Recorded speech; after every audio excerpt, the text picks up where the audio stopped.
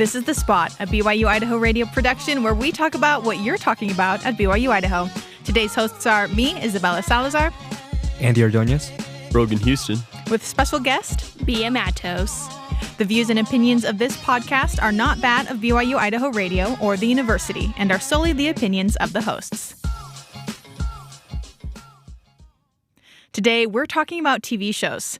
We're talking about TV shows that have impacted us a lot, shows that have nostalgic qualities, and more. So, Brogan, take it away.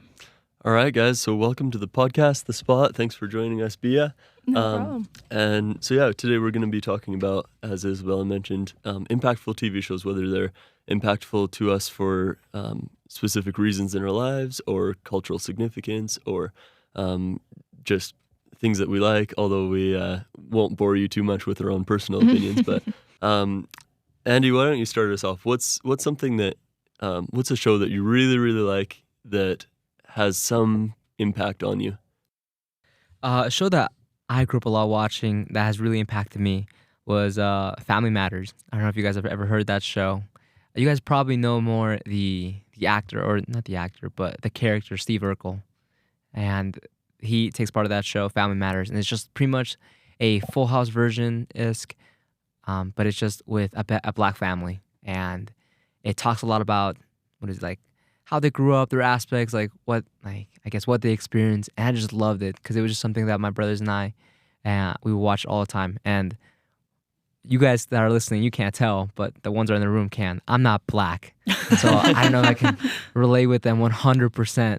But there are certain aspects that I was able to relate because I grew up in a third world country. And I know, although this show doesn't really take place in a third world country because it takes place in the U.S., there's aspects and there's things that I remember. I remember feeling like that, or I remember doing this as well. And I'm I remember feeling I don't know, this happened to me, and so on and so forth. And I loved it. I was able to relate as well with other people in my town, let's say the people that were black. I was oh, do you feel like this happens to you, this? And it's oh, yeah. And it's how do you know? I'm oh, actually, funny enough, I watched a show that has people that they relate like that. Yeah. What about you, Isabella? What shows are significant to you in some way? Yes. For me, it's Avatar: The Last Airbender. Easily. Yes. Have you guys all seen it? Oh, of course. Okay. I haven't. Brogan, you got to get on it, dude. It's so good. Okay. Let me explain. Convince me. Okay, so in this world, there are 4 groups of people, 4 nations, you could say, and they each have a certain element, and some of them can bend the elements. So there's the Fire Nation, there's the Water Tribe, there's the Air Nomads, there's the Earth Kingdom. And it's really cool that each of these cultures are based on real cultures. The Water Tribe is based off of Inuits. The Earth Kingdom is based off of China. The Fire Nation is based on Japan. And the Air Nomads are based on Tibetan monks. And so they draw from these real cultures. And it's so cool because they do such a good job, because the show is for kids. But I think there's a lot that adults can get from it as well. It's very funny and lighthearted, but it also talks about really serious topics. They're in a war, the Fire Nation attacked, and it's just this worldwide war. And so it deals with hope. It deals with loss. It deals with just hard work. It follows the law of the harvest, which is really cool. At a point in the show, they are training really hard to go and fight the Fire Nation on a certain day. And when the day comes, they fail. They don't get the happy ending that you expect. And it's because they didn't quite prepare enough. And so you reap what you sow, right? And so they have to try again later on. And it's just, there's a lot riding on this. And I could go on, but it's also cool that it draws from a lot of Eastern philosophy, which I just love. And I just really think everyone should watch it. It is high quality. It's so funny. And it talks about these serious things in a really approachable way. Well, I was about to go and watch it, but then you spoiled the ending. No, So. it's not the ending. That's You're not the good. ending. That's not the Okay, ending. okay. Trust. It's Yeah. good. Let me ask you this. Have you seen like the live action Netflix version yet or no? No, I haven't. I will be Yeah. honest. I'm kind of avoiding it. Yeah. Have you watched it? I haven't. I Okay. think I started the first episode and Yeah. then I chickened out because I really don't want to like. I've heard good and bad things, Yeah. but I think just stick with the original maybe. Right. And here's my thing as well. I won't go out and give it much of a like praise because I haven't watched it as well. Uh-huh. But I heard from a lot of people that's really, really good. Yeah. But I'm on that same boat as you guys. Like I'm hesitant to watch it because After that movie that came Oh. out, Yeah. oh my goodness. you just It don't is even want to approach horrendous. that. Yeah. But the thing is that's so interesting is like we see nowadays there's a lot of trend with TV shows and movies like animated stuff is just turning into a lot of live action stuff. Mhm. And it doesn't really turn out that well. And so I don't know, in my mindset I'm like why are you making something that's so great animated that we know its limitations to do in real life? That's why they do it animated. Why don't we just keep it animated? Like there's Right. great things about it. Like let's just keep it there if that makes sense. Yeah, and that's what I liked so much about Avatar: The Last Airbender for a long time was that it had a clear ending and they didn't try to milk it. Mm-hmm. But now I feel like they are trying to milk it and I just feel like it's not working. Yeah. You're saying the money ruins Hollywood? What the heck? I know. That's a Who hot would have take. guessed? yeah. So But overall though, that show is great. Like whoever hasn't watched it should watch it. It has great Brogan. writing. Yeah. Sorry. Like it's funny because it's what would you characterize it? Would you say it's like a kid's show or I would say yes, but it's not like It's like a Just for tween, kids. yeah, yeah. teenish. I mean, But the it's- main too. characters. I mean, Aang is like 12, so Mhm. you know. 112? right to be precise. All right, so maybe But- I'll wait till I'm 112 to watch it, or until I'm 12 again. Maybe I'm still 12. Mentally, But I don't know.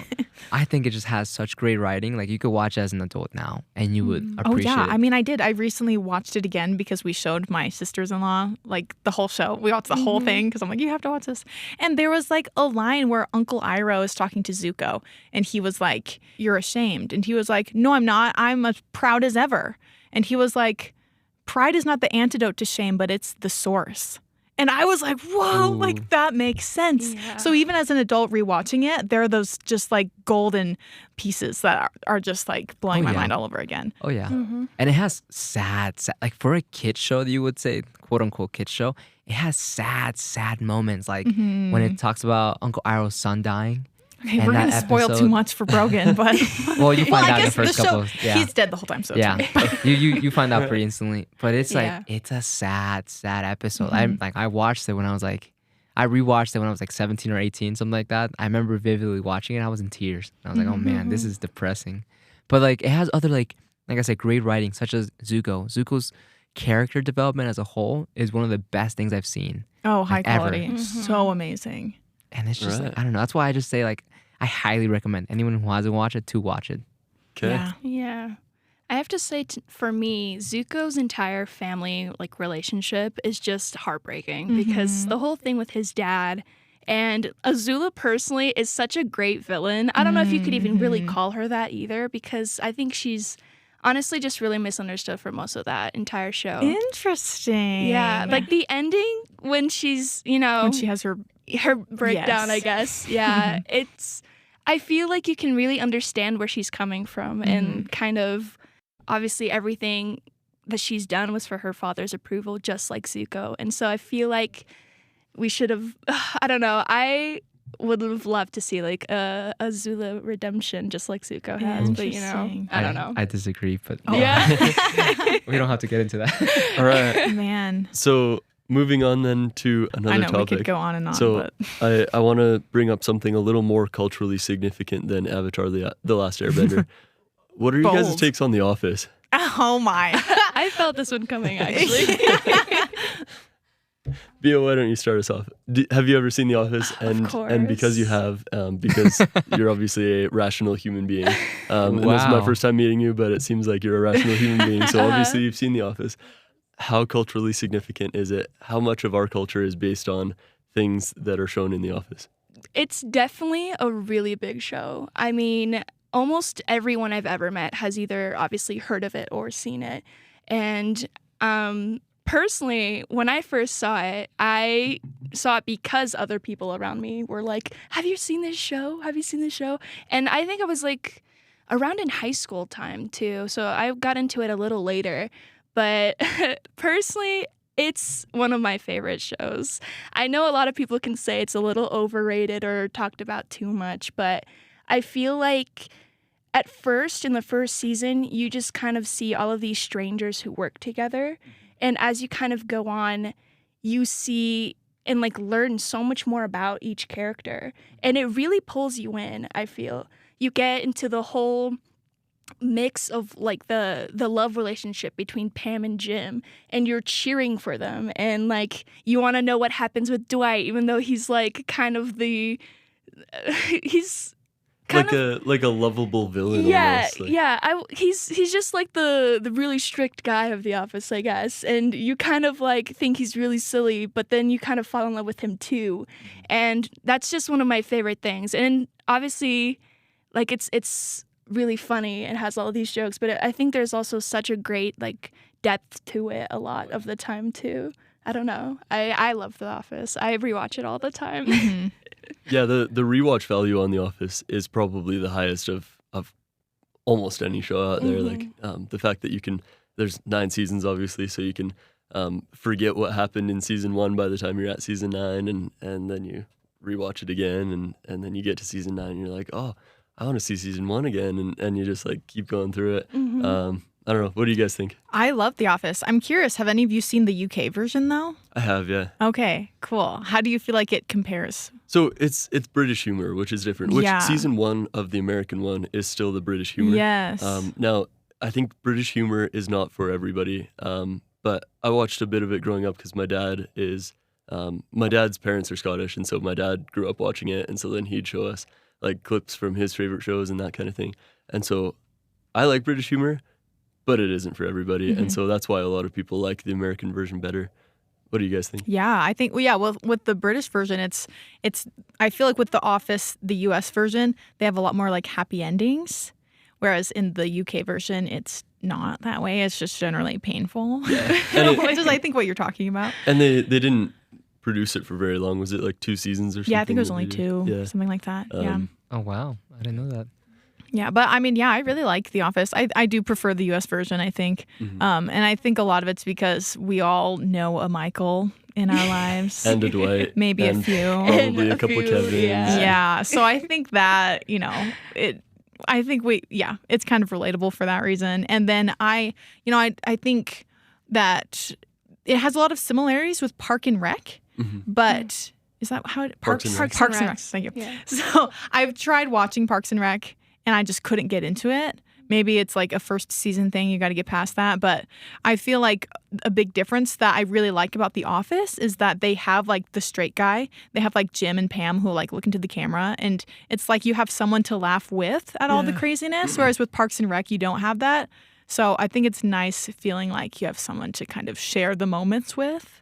Yeah, I agree with that. Also, you brought up something that we should probably mention. If you're listening to this and you're like, oh, screw those guys, we don't like The Office, like The Office is overrated or whatever, or I watched the first 6 episodes and it sucked.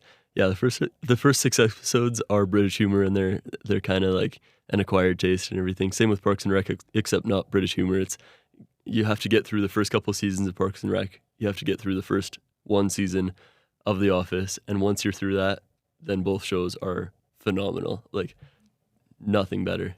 Here's my hot take though. Is the show really that good? If you have to get through that many episodes Yeah. to get to the good part. The per Office se? is only the first season Like- is 6 episodes. Yeah. That's what The Office is. I feel like it's a little more of a. I give it more leeway. And honestly, I'm not a big Office fan. So like, if anyone here Oof. thinking that like Oof. I'm biased in any way, I promise you I'm not. But that's because not because I think The Office is a bad show or anything like that. I didn't grow up watching it. A lot of what I've noticed is a lot of people that are like members of the church, they watch The Office like crazy and they love it. And I grew up in an area where in my high school, the only members of the church were me, my older brother, and a random kid from church. And I didn't grow up watching it until, I think senior year of high school, that when my friends showed it to me, I'm like, oh, this is kind of funny. Yeah, it's cool. But like, I don't know, when I hear people saying it's like, oh, you gotta get past through the first season or this, I'm like, do I really want to waste that much time out of my day to get to quote unquote the good part? If I don't know, that's my opinion. That's fair. That's a fair point. Yeah. I feel like a lot of the times I'm the same way where I'm like, oh, if I have to like watch this many things, it's just a waste of time. It should be good from the start. But I feel like The Office season 1, like he was saying, is just so different compared to the rest of it that I feel like it really would be worth it just to push through those first few episodes, learn the characters' names, and then you'll learn way more about them later. So I feel like in this case, it would be worth it. I don't know. Yeah. All right, Bio, what show do you have for us to recommend? So because he was talking about Family Matters earlier, it brought up Full House for me because that was the show that me and my family would watch all the time. And it's a little older, yeah, and it used to play at Nick at Night, and I remember like literally coming home from school and watching Nickelodeon cartoons, and then Nick at Night would start playing, and then Full House would pop up. And this is one of my favorite shows, kind of older shows, I guess, because in each episode you learn like a different lesson that I feel like could still help apply to you. No matter where you are in your life, because the thing with that is that you have a character from every age. You have like Michelle as being like the elementary school kid, and then the other ones that are like teenagers and slightly grown young adults, and then you have the parents who are also struggling with all these different things. And I feel like this is one of the shows where everyone can kind of find something. And it's just, I don't know, it was one of my favorite shows growing up, and I kind of still rewatch it sometimes just to like reminisce and feel it. Yeah. Yeah, what you said about how there's always a lesson in it made me think of how I'm not an expert, but I feel like I've noticed that TV shows that were like directed towards families or like kids that are sitcoms from like decades ago, they had more of that, whereas now I feel like they don't have any of that. Like I remember as a kid, I grew up watching the Brady Bunch, and I wasn't allowed to watch the Disney Channel, but then the few times I did, I noticed that the kids were really bratty. And it was like cool to be a bad student and all these things. And I like was watching an episode of the Brady Bunch. And at one point, one of them is doing homework. And then the other kid is like, why do we have to do this? Like, this sucks. I don't want to do this. And he's like, oh, well, it makes you sharper. And I feel like in a Disney Channel show, they would have just been like, yeah, I totally agree. Let's not do it. But in the Brady Bunch, it's like, here's a reason for having to do trigonometry, you know? And so I've noticed that about older shows. Yeah, like I brought up Family Matters as well, and it has that same aspect. There's always that, like, learn about this, or like, I guess there's this principle for you to apply in your life that universally everyone can apply to. And like, that's my favorite things about those old shows. As you were saying, Isabel, I actually wish a lot of those things come back to modern shows nowadays. Another one I don't want to go away from Full House because I think Full House is amazing, but it just reminded me of another one that is more of an adultish one, but it was still around that time, but it was more for, not for families, but more for, I guess, individuals, if that makes sense. But it was like Fresh Prince of Bel-Air. I don't know if you'd say it's for individuals, but it's a good show as well that has a lot of humor, a lot of things that people can relate with, like if you're like a little bit older. But like overall, it still had that like underlying message of like, this is the principle you should get out of it. This is what you should like apply and grow up and try to do better. Because it was just, I don't know, it was really cool. I loved it. Have you guys watched Fresh Prince? I have, yeah. What are you guys' thoughts on that? Like, yeah, obviously it has as much cultural significance as pretty much any show out there. And if you listen to rap music, you probably can see the influence that they have on it, because that Fresh Prince had on those people growing up. Because like everybody references Will Smith in some way or another in their songs.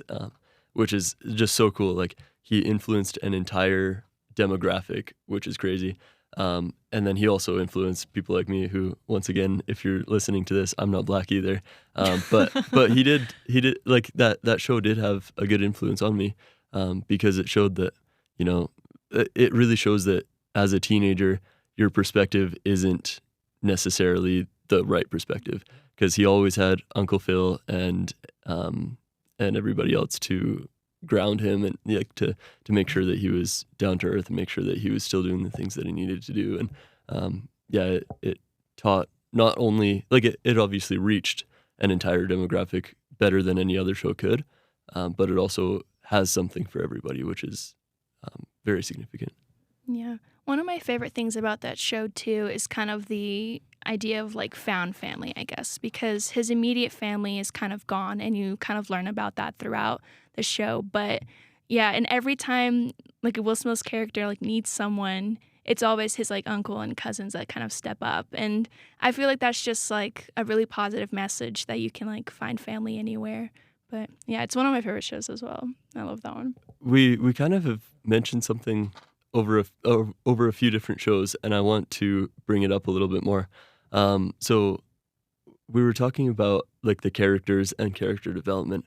One thing that I think has been really cool in shows like Full House, The Office, even like off air we were talking a little bit about Modern Family and lots of other shows, is the ability to see these characters grow up, and not just character development, but they come into the show as either literally or figuratively young kids, and then by the end of the show, these are fully functioning members of society and all this. Like in Full House, Michelle starts as a little baby. Like I don't even think we see her face for the first little while, do we? And then by the end of the show, she's like this, 9 or 10-year-old girl, something like that. I don't know exactly how long. It's been a long time since I've seen it, but or Modern Family again. Like all the kids are infants in the first couple seasons, and then by the end of it, they're these like teenagers, and they go off to college and all this, and They form a family. Yeah, and so it just seems like you are a part of their family from a distance, and I think that's kind of cool because there's a lot of people out there that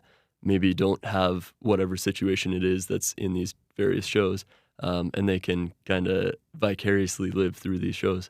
What do you guys think? Yeah, I mean, I think that's totally true. I mean, I feel like as a fan of a show, you feel like you know them and like they're your friends. Yeah. Yeah, I think my only concern with that is that I wouldn't want to like depend on that too much. Right. But yeah, it's fun. I feel like that's what makes shows fun is that Yeah. you connect with the characters and you feel like you know them. Yeah. Yeah, I agree. I was just thinking about it, like how I feel like they, and rightfully so, like they do those things on purpose so you can be able to feel as though you're part of that family. Like a lot of people grew up watching Full House that are just like, man, I love Michelle when this, or like, or Stephanie as well when they were in this aspect or whatever. And like when people are talking about them, it's almost as if like they're talking about their family member almost, if that makes sense. I don't know. That's the vibe sometimes I get out of it, that people are they're so, what's the right word, closely intertwined with those shows that they feel as though like they're speaking about a family member. And that's a positive message to have if you're part of those shows, or a positive thing coming out of those shows. Like again, Modern Family, it's such a funny show. It's so funny, so hilarious, but it has those great family moments as well where you're like, man, I hope that like, or I can relate with Haley when she did this, and it's like, it makes me think of a time I did something like that. And you talking to somebody about it, it's like, oh, you can tell that they like almost like emotionally form these bonds with these fictional characters, but it's in a way that like, I don't know what's the right word. It's just nice. I don't know. Yeah. You can relate with people in those shows. Definitely. Yeah, and that's kind of one of my favorite things about these like mockumentary style shows like The Office and Modern Family is that like you get to see more of like what they think personally while those things are happening. And so yeah, Modern Family is a great example because like you were saying, like season 1, like you start out with Haley being kind of like a tween, and then you see her struggle through college and like trying to get work and becoming that adult. And obviously at the time as I'm watching this, I'm kind of going through the same thing. And so you almost feel like you do have like that like friend that's kind of suffering through it with you, if that makes much sense. But yeah, it's one of my favorite shows, and I really love that like you get like those interviews with the different characters and seeing everything that they think about it.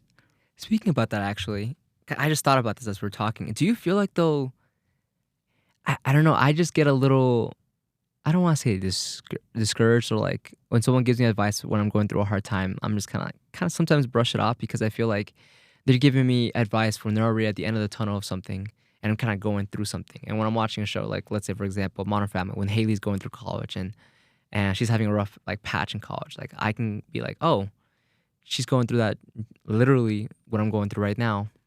Not everything literally, but in certain moments. And then you also, as you're watching the show, you're like, oh, she gets past it, she goes through it. And does that give you, I guess, like hope at the end of the tunnel where you can see somebody already getting through it in your eyes, if that makes sense. Yeah, I do think that is definitely relevant. Like I don't know, not that you should base your entire life off of a TV show. Yeah. But when you need it, it's there, which is really cool. Yeah, I feel like it's a good pick-me-up because, like you were kind of saying, is that like each of the different characters go through different things, and obviously, without spoiling, they kind of make it out okay, and I think I understand what you were saying. Like, it does kind of give you that sense of like, no matter what I'm kind of going through in my own life, I think that if I just kind of keep going through it, I'll get out eventually. And so I think I like that idea. Yeah. And hopefully no one gets this. Like, please don't base your life off of TV Yeah. shows and depend on it. That's not the vibe I'm trying to give out. I meant to give out the message, like, for the most part, everything will work out okay in the future. So future employers of Andy's, if you're listening to this as a resume piece or as a portfolio piece, Please no. just know that Andy bases his entire career and life and everything off of these TV shows. So he's going to be Jim from The Office. That's going to be Andy. Especially Avatar: The Last Airbender. Yeah. All right. So here's a question for you guys. And don't take this in any way seriously, but if your life were going to be made into a TV show, what genre would it be? I want to say a comedy, but I would love, I don't know, I would love for my life to kind of be a drama. Not me personally, but I could see the drama around me and like I could just kind of like enjoy it. But I feel like I would be sucked into that drama. So I don't know. I'm leaning towards those two. Yeah. I honestly always thought that my life would be a sitcom, kind of like The Office, like working at the radio station of like, like as journalists, there are so many potential for wacky episodes, you know? So that's probably what I would say. Just all the characters in my life, I think would lend themselves well to a sitcom. This is a tough one. I'm really trying to think it through because I feel like it would also be like either a comedy or like a sitcom. Because, you know, there's a lot you can work with being like first generation like immigrant, and so I feel like you could make something great with that. But I feel like also I had a really weirdly dramatic middle school time, and I feel like that alone would be a great like 8-episode Netflix series. So I think that would be funny. Like a teen drama kind of thing? Yeah. Like I weirdly was like friends with people who were really dramatic about things. And so I feel like that would be a great show for everyone to enjoy. Dang. Well, I don't want to be boring because I shouldn't have gone last, but you guys all stole my answer. I make my entire life into a sitcom anyway. So, you know, the fact that like, nothing really matters after you go to sleep at night, you know, like it's just you live your whole day and you worry about you worry about little things throughout the day, and then by the time you go to sleep you start a new episode tomorrow and it's over, and you sprinkle in your jokes all along the way, and that's how I kind of try and live my life. Forgets to pay rent. Is homeless. Hey, that's okay. That's little doesn't matter tomorrow. It's a new episode, right? Yeah. If it's not going to matter in 5 minutes, in 5 years, don't spend more than 5 minutes worrying about it. So, you know, that's the sitcom mentality, and I try to live my life. You wear the by same that. outfit every day. Exactly. Yeah. I mean, like if I were like Phineas and Ferb, like that would be the goal right there. Oh yeah. Yeah. Just It'd be summer so vacation easy. every day. I do wear the same outfit every day. It's just a different shirt, different pants, but you know. Would your sitcom have a laugh track or no? Absolutely not. No. Yeah, probably not. Because nobody laughs at my jokes. Ouch. Keep going. I got one laugh. Okay. Yeah, I don't have a laugh track. You guys. Crickets. No, I wouldn't as well. I just feel like that'd be too cheesy. Mm-hmm. Like if you don't laugh at my jokes, oh well. Tough nuggets. Keep moving on. Have you guys ever seen those like episodes of Friends without the laugh track? Oh And my everyone gosh, kinda just sits the there? pauses. Yeah. Yeah, that's what I think of sometimes. Yeah. All right, we have a quiz.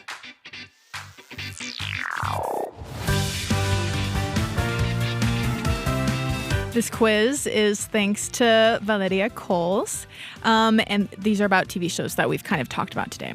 So, what is the most top watched TV series this current year in 2024?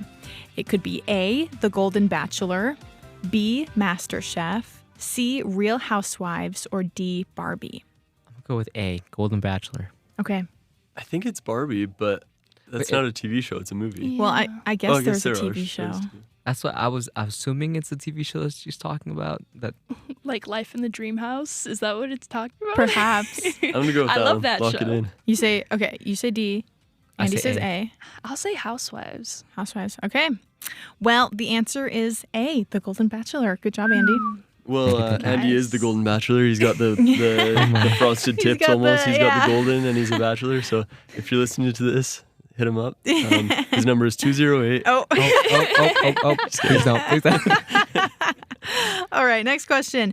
For how many minutes was The Office streamed in 2020? And this is during the pandemic, right? So, presumably people are at home. So, A, 13 billion minutes, Oh my. B, 10 billion minutes, or C, 57 billion minutes. I'm gonna go with A, 13. Okay. I'm gonna say B because I don't agree with Andy. Okay. I'll have to go C because no one chose it. No. Yeah. Is I'll that go it? C. I'll go with C. Just Bea, 'cause- you got it right. I knew it. 57 billion minutes. Come on, everyone's staying indoors. Yeah, I they have mean, nothing better to There's do. nothing else. Yeah. Yeah. Okay. So our last one is about Family Matters, Let's go. and it's two truths and a lie. So Steve Urkel was only supposed to appear on one episode of the series, or Jaleel White wasn't allowed to exercise, or the actress who played Harriet changed halfway through the final season. Which one is the lie? Andy, you got it. Yeah, it's all you. You gotta know, bro. I feel like I'm just gonna get this wrong because I'm so pressured. I'm pretty sure the first one was right. I'm gonna go with B. Okay, so you think Jaleel White wasn't allowed to exercise is the lie? Yeah. Okay, now have you guys seen Family Matters? Can you? I haven't, but I Okay. know I've seen clips and stuff. Yeah. Okay. All right, so we'll just go with Andy's answer then. I'm sorry, but that is a truth. He wasn't allowed to exercise. The lie was that the actress who played Harriet changed halfway through the final season. I'm annoyed. Maybe I got that mixed up with Fresh Prince. All right, so one last rapid fire question before we wrap up. And once again, thanks, Bea, for joining us, and thank you for listening. Really quickly, each of us give a TV show recommendation, and then we'll let everybody go. Isabella, let's start with you. I mean, I really would say Avatar: The Last Airbender, but You've already said because that. I already Give said us that, another one. I'll say Stranger Things. Okay. Yeah. I would say SpongeBob. The first 100 episodes of SpongeBob is absolute gold. I agree with Everybody that. needs to watch SpongeBob. It has influenced so much of my lifestyle, which may be a really bad thing, but I think it's amazing. I agree. I mean, just real quick, I like that you said the first 100 episodes because I feel like after like season 4, it just goes to crap. So, Downhill. good call. I'll have to go with the current watch. I'm actually currently binging Suits, and I feel like that's a really good one. It's about lawyers, and you actually end up kind of learning stuff, which is weird, but it's also kind of funny. So, good watch. Yeah. I'm gonna go off the chart here and say something that we haven't talked about at all, which is reality shows. I'm gonna say The Amazing Race. It is so cool. Like you travel with the people all around the world and see these different cultures and everything. It's really cool. So, yeah. Again, thanks for joining us, and we'll catch you next time. You've been listening to The Spot, a production of BYU-Idaho Radio. Today's hosts were me, Isabella Salazar, Andy Ordonez. And Brogan Houston. with special guest. Bea Matos. The views and opinions of this podcast are not that of BYU-Idaho Radio or the university, and are solely the opinions of the hosts. This episode was edited by Jesse Richens. Producers were the hosts, with supervision by Brandon Isle and Natalia Hepworth. Our theme music is Finding Happiness by DJ Quads and The Perpetual Ticking of Time by Artificial Music. To listen to more episodes of The Spot, like and follow us on social media or visit our website at byui.edu/radio and click podcasts. Be sure to subscribe to The Spot podcast wherever you get your podcasts and leave a review of the show and leave a comment on what we should talk about next.